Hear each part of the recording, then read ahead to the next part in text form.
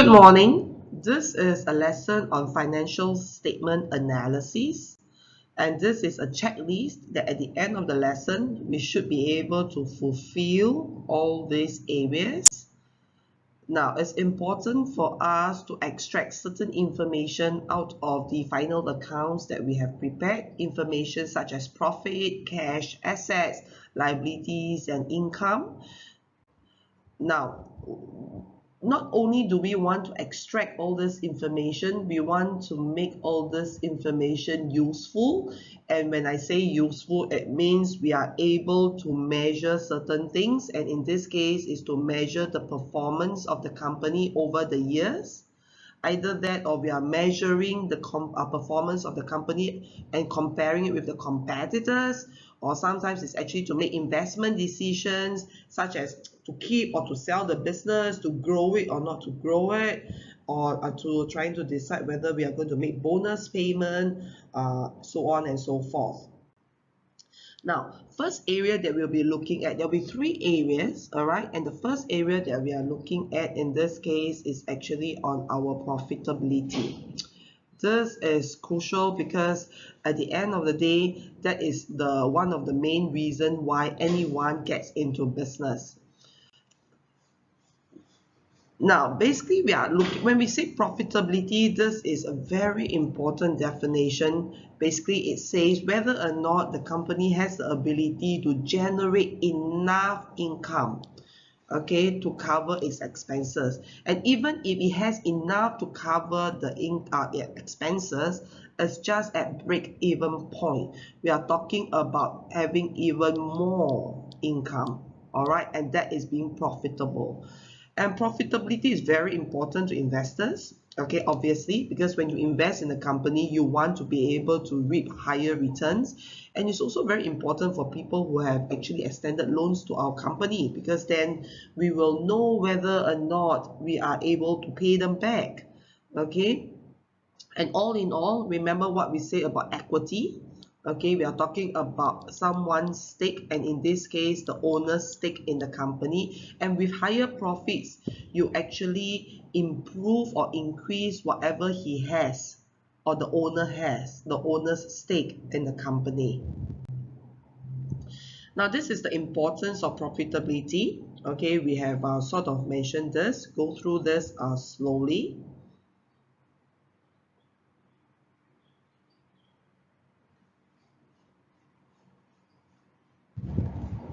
We will now move on to how to measure. Now, this is the measurement, all right? When I say to measure, I'm not just looking at the profit number on its own. Profit on its own might not be able to churn out much meaning as compared to all these ratios. They are called ratios, okay? Although some of them are actually expressed in percentage term, but generally I call them in a group.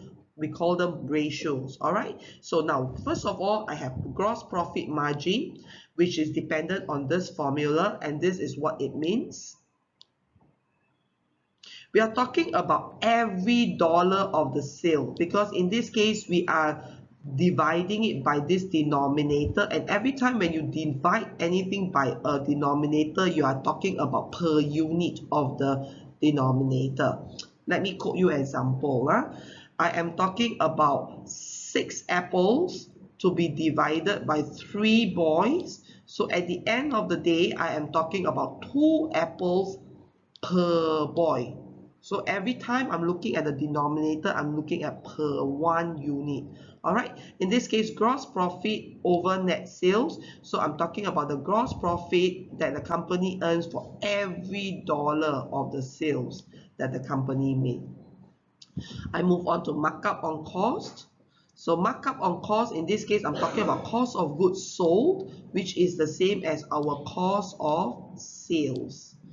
Then I have my percentage of expenses to net sales revenue. Be very careful. In this context, we are always talking about net sales because that is actual sales that we manage to make, minus of the sales return.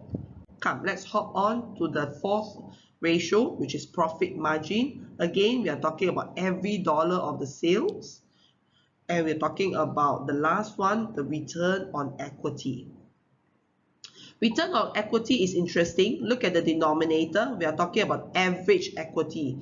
Now, every time when you see the word average, please remember, when you say average, it means something plus something divided by the number of parts. And in this case, you have added 2 items, and so I am dividing by 2. Are we okay so far? Let's pause for a while and refresh your memory and go through to the earlier slides if you need any help.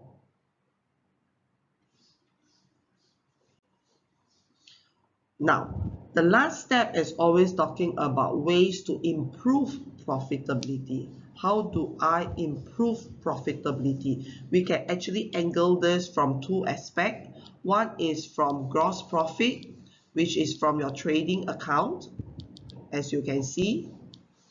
And this is your trading portion.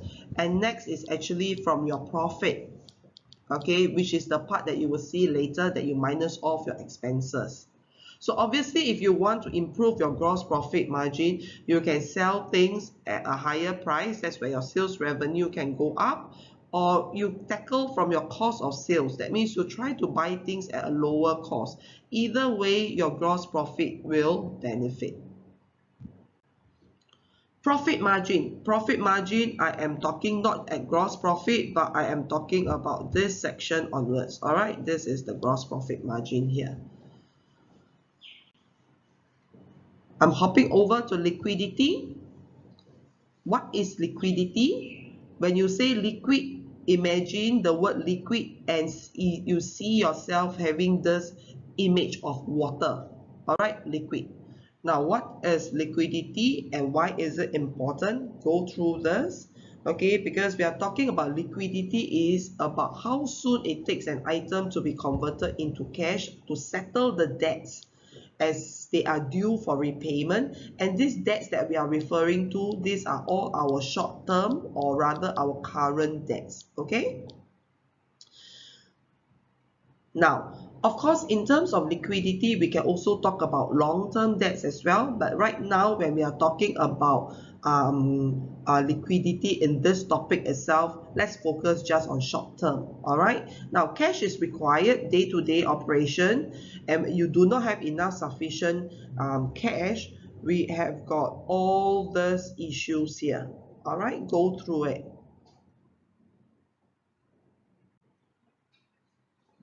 These are another set of problems when you don't have enough liquidity. Now, but again, let me remind all of you, when I'm talking about profitability and liquidity, they are 2 completely different items. Okay, liquidity, why is that so? We are talking about ability of whatever we are earning. Okay, it can be income or your sales revenue. Okay, must be as high as possible to cover all your expenses. All right, but in this case, it can be both cash plus accrued. Remember, accrual concept, it doesn't go by your payment or whatever we receive. It goes by what we have incurred, what we have benefited, or what we have earned. That means whatever service we have provided, regardless of whether money has been paid or not. But in terms of liquidity, this is interesting, huh? This we are talking about real hard cash. Okay, how much do we have to actually be able to repay short-term debts? Repay is the word, okay? We are talking about repaying our debts now. This is the list of ratios here. Okay, first we start off with working capital and then working capital ratio. Go through this, you will use this formula, and this will not be given during exam, so you have to memorize it. And what is quick ratio? Quick ratio is even more interesting. It's current asset minus your stock. Stock in this case is the same as our inventory. And our prepayment, in this case, I am talking about my prepaid expense. All right, all my prepaid expenses. What do I mean by it's a stricter test? It's a stricter test because I am talking about in my pool of current assets, I am also going to deduct things that are almost very difficult to turn into cash immediately to help our company to make any repayment of short-term debts. Imagine our suppliers are right in front of us now demanding for payment. It will take me some time to turn my inventory into cash. So if I want to know really truly how fast, how liquid I am as a company, when I want to do certain measurement, I call that a quick ratio. I would want to minus off items like this that takes a longer time to convert into cash. Another item is prepaid expenses. This will usually take a longer time, meaning to say something that you have already prepaid or paid in advance. Usually you do not expect the person to pay you back, and it might be a bit challenging as well. Okay, so this is why these items are all excluded. Now we have learned three formula or three ratios so far. Okay, and when I say ratios, in this case the answers are all in the form of a ratio. For example, 1:1. Okay, working capital ratio, the ideal is 2:1. This is the best. Quick ratio, the ideal, okay, is 1:1. You don't need a dollar sign. You just write straight in your ratio. But of course, in terms of working capital, we are talking about dollar and cents. All right. How to improve liquidity? Go through this.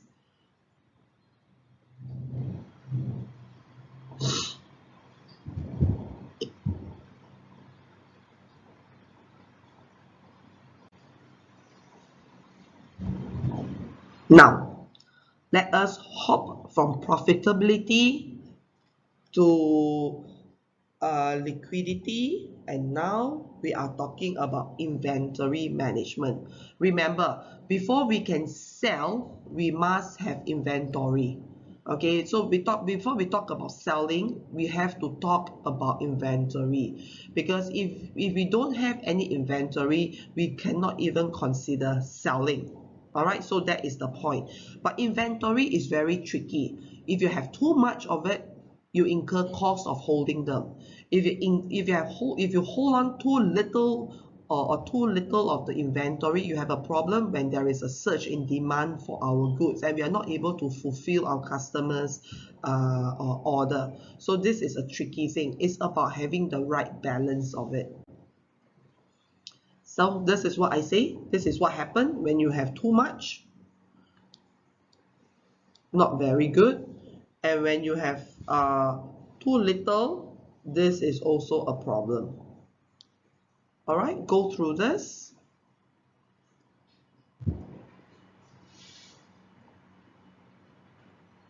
And this is usually a very popular O-level question. They will usually ask you to analyze, ask you to make meaning out of the numbers that you have analyzed. Last but not least, they will tell you, oh, so what happens when you have too little or too much of this? So what can I do to improve this situation and that situation? So we must be prepared with all this information, all right? So look, listen, this is what I just said, isn't it? So it's not having about too much, too little. We are talking about having just enough.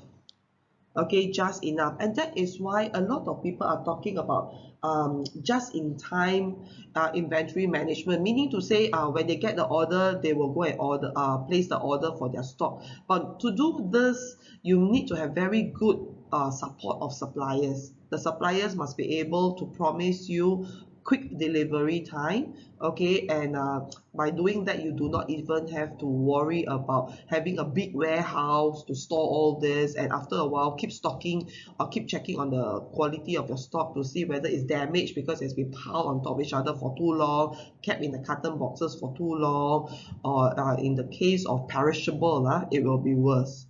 All right, now inventory turnover ratio, I use this ratio. Again, when you see the word inventory and stock, you know they are the same. All right, and again, like what Mrs. Gan has mentioned earlier, when we see the word average, I know average means something, add something, divide by the number of items.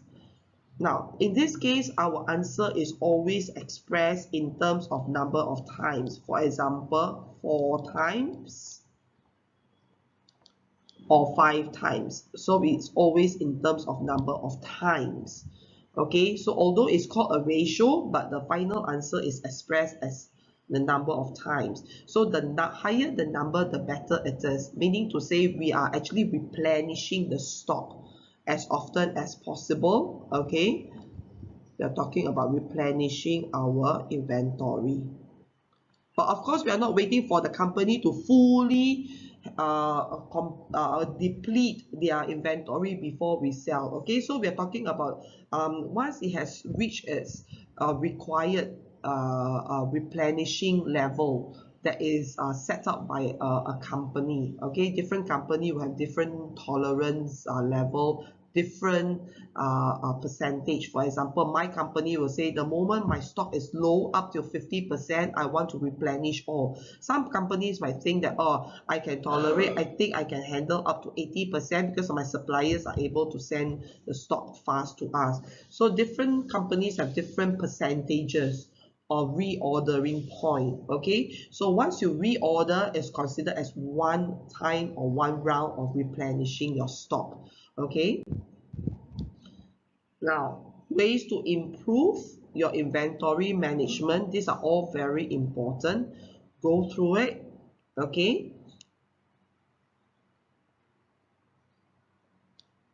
this is interesting because this part is really a lot on general knowledge and getting you to think out of just seeing the number on its own, but also looking at how can I make it better.